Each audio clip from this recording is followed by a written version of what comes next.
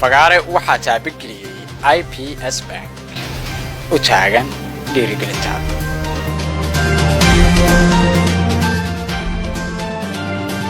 alle ma bixinayo mushaarkiinna haddii aad tahay muslim isku day in aadan noqon shiine haddii aad tahay muslim shiinaha u dhashayna hubi inaadan ka soo jeedin qowmiyadda iigoor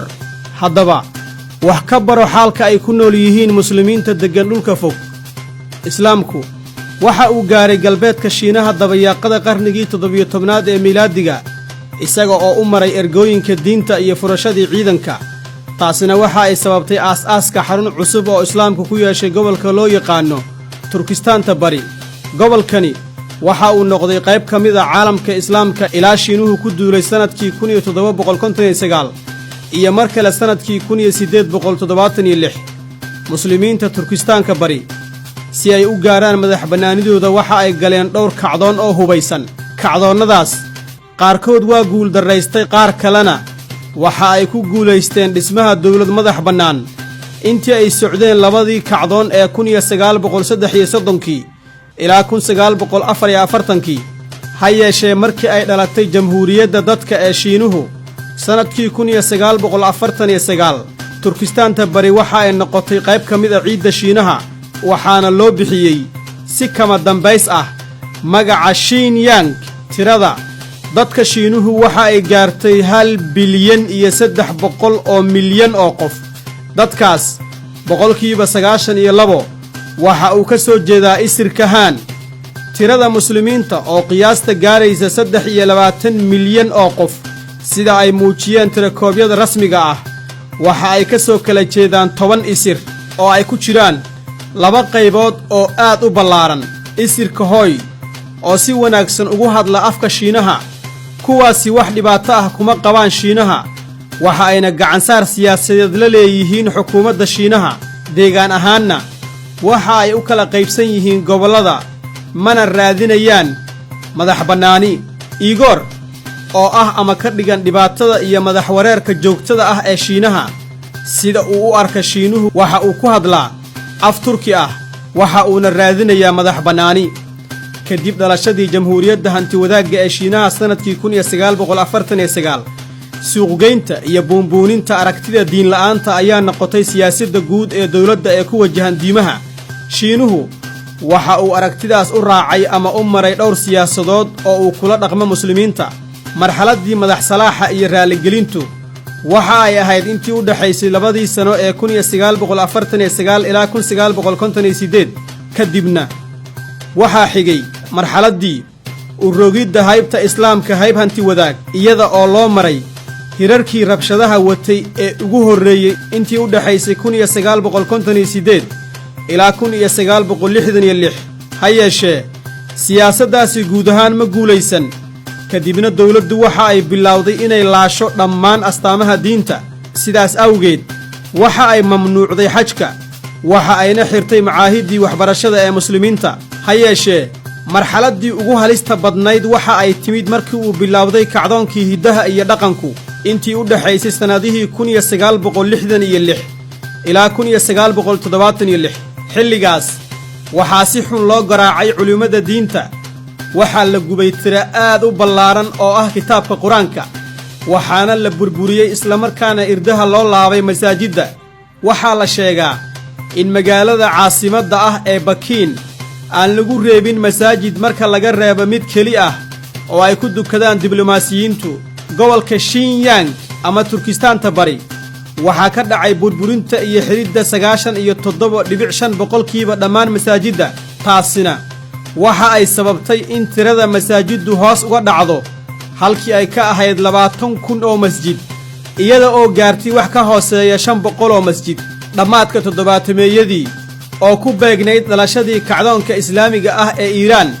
iyo bilowga dagaalkii Afghanistan waxa timid oo la gaaray marxaladdii wada hadalka sidaas daraaddeed shiinuhu waxa uu shaaciyay inuu ixtiraamayo kaalinta dhammaan diimaha waxa uu dib u soo celiyey shiinuhu furidda in ka badan 1900 oo masjid gobolka Xinjiang ama Turkistaanta bari oo keli ah waxa uuba gaaray shiinuhu inuu ka qayb qaato qarashka ku baxay dib u hagaajinta masaajidda qaarkood waxa kale oo uu soo celiyey ergooyinkii xajka iyo ayaamaha fasaxa ee muslimiinta marxaladdaasi waxa ay ahayd bilowgii xilliga dahabiga ah ee muslimiinta hooy shiinuhu waxa uu muslimiinta hooy ula dhaqmaa inay yihiin muslimiinta dhabta ah sidaas awgeed waxa uu siiyey dhammaan madax bannaanida diineed ee ay doonayaan sidaas awgeed iyaga dartood waxa ay masaajidda shiinuhu gaareen 35,000 oo masjid ha yeeshee iigoor iyo kuwa kale ee laga tirada badan yahay ee aan sida wanaagsan u aqoon ku hadlidda afka shiinaha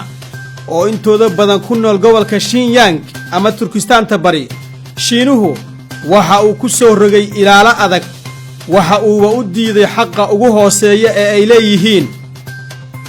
ololaha caburinta ee shiinuhu ku hayo gobolkan ayaa korortay laga soo bilaabo dhacdooyinkii 11 Sebtembar sanadkii 2001 waxaa hirgelay hab caalami ah oo oggolaanaya ku kicidda dhibaato walba oo ka dhan ah ama lagu food saarayo muslimiinta dumarka muslimiinta iigoor waxaa laga reebay xirashada indhashareerka raggana waxaa laga mamnuucay deynta ama ka leexashada garka marmarna dumarka waxaa loo diiday xijaabka waxaa si wareegto ah loogu qasbaa ama loogu dirqiyaa inay u dhiibaan maamulka dawladda hoose kitaabka quraanka iyo salliga salaada ee ay wataan iyada oo laga cabsi qabo in laga helo lagana qaado xilliyada ay jiraan howlgallada iyo baaritaanku sidaas oo kale muslimiinta iigoor dhowr mar ayaa laga mamnuucay ama loo diiday soonka si gaar ah marka la joogo dugsiyada guud iyo hay-adaha dawladda sanadkii 2015 imaamyada masaajidda ayaa lagu dirqiyey ama lagu qasbay inay qoobka ciyaar ku sameeyaan jidadka iyada oo dawladdu ku dooday in uusan alle bixinayn mushaarkooda helidda baasaboorku waa waxa ay ku riyoodaan muslimiinta iigoor milkiilayaasha baqaarada iyo maqaayadaha cuntada waxaa waajib ku ah inay ka ganacsadaan ama iibiyaan qamrada iyo sigaarka iyaga oo ka baqaya in laga xidho ama laga joojiyo ilaha noloshooda haddii aad gasho masaajid ku yaalla gobolka Xinjiang ama Turkistaanta bari waxa aad arkaysaa boor ay ku qoran tahay digniin ku wajahan inuusan soo geli karin masaajidka qof walba oo ka hooseeya da'aadda 18 jirka xukuumadda hanti wadaagga ee shiinuhu waxa ay muslimiinta iigoor ula dhaqmaysaa sida hay-adda caafimaadka adduunku ula dhaqanto sigaarka xaq uma lihid inaad cibaadaysato ka hor da'da qaangaarka dhaqanka midabtakoorka ku dhisani waxa uu sidaas oo kale ka qaaday kana laalay iigoorka dhinacyada dhaqaalaha iigoor waxbarasho iyo shaqaalayn ma laha taasina waxa ay ku dhisan tahay doodda ah in dadka iigoorku aanay ahayn dad diyaarsan isla markaana aanay aqoon ku hadlidda afka shiinaha shiinuhu waxa uu ku tilmaamaa gobolka Xinjiang inuu yahay gobol gaar ah oo haysta ismaamul goboleed gobolka Xinjiang waa gobol farsamo iyo wax soo saar u gaar ah kaas oo ka dhigan 6 meelood meel guud ahaan bedka waddanka oo dhan waxa uu kaalin weyn ka qaataa hodantinimada waddanka shiinaha tusaale ahaan waxa ku yaala 80% ceelasha wax soo saarka shidaalka ee shiinaha iyo 90% wax soo saarka waddanka ee macdanta uraniumka ha yeeshee hodantinimada gobolka Xinjiang wax wanaagsan kuma soo celiso muslimiinta iigoor isirka Han oo shiinuhu bilaabay inuu ka shaqaalaysiiyo gobolkan laga soo bilaabo 9meeyadii qarnigii tegay ayaa ah kuwa ku nool barwaaqada dhabta ah sida muuqatana siyaasadda ku maanshaynta muslimiinta iigoor ee badda isirka Han waxa ay qarka u saaran tahay in muslimiinta iigoor ku noqdaan kuwa laga tirada badan yahay iyaga oo jooga dhulkoodii soo jireenka ahaa waxa ay sababtay in muslimiinta iigoor noqdaan oo keli ah 50% guud ahaan dadka degan gobolka Xinjiang ama Turkistaanta bari halka 40% ay yihiin isirka Han oo markoodii hore ka ahaa gobolka oo keli ah 10% iyaga oo ku dhex jira xaalkan aadka u xanuunka badan muslimiinta iigoorku waxa ay miciin bidaan mararka qaarkood inay fooda geliyaan cadaadiska gobolka Xinjiang waxaa ka dhacay intii u dhaxaysay sannadihii 2008 ilaa 2013 dhacdo oo ah rabshado waaweyn oo ay ku jireen afduubka diyaarado weerar loo adeegsaday midiyo iyo xitaa qaraxyo taas beddelkeeda Igor qaarkood waxa ay door bidayaan inay ka cararaan waddankooda ayna ku noolaadaan waddamo kale iyaga oo bad qaba ama inay ku biiraan kooxaha mayalka adag oo ku fiirsan daafaha adduunka iyada oo uu jiro isku dayga dawladda ee baabi'inta haybta diineed haddana waxa koraya wax iska caabin aragtiyeed oo qarsoodi ah taas oo ka dhex socota dugsiyada waxbarashada ee muslimiinta Igor iyada oo ku dhismaysa dhulka hoostiisa kana fog indhaha dawladda islaamku marka la joogo Shiinaha waxa uu ka dhigan yahay laba islaam ay raalli ka tahay dawladda Shiinuhu kaas oo u hoggaansan awooddeeda si dhammaystiran iyo islaam aan si sahlan lagu jabin karin sidaas awgeed ciil caro iyo calool xumo loo hayo Igor waxa ay raadinayaan xaqooda xurriyadda iyo madax bannaanida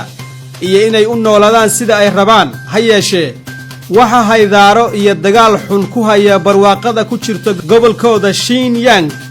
oo aan Shiinuhu sina uga tanaasuli karin isaga oo ku socda inuu noqdo awood dhaqaale oo weyn kadib 1300 sano oo laga joogo xilligii ay qoomiyadda Igorku u qaateen islaamka sidii uu uga soo baxay jasiiradda Carabta waxa muuqata in fursadda keli ah ee ay haystaan ay tahay inay islaamka u qaataan sida Shiinuhu doonayo taas oo aad uga fog caalamka islaamka oo ay buux dhaafiyeen fawdo iyo hardan joogto ah haddaba Igor ma ka tanaasulayaan baadigoobka ay ugu jiraan xurriyadda mise waxa ay taagnaan doonaan inay keligood fooda saaraan awoodda booliiska ugu xoogga badan adduunka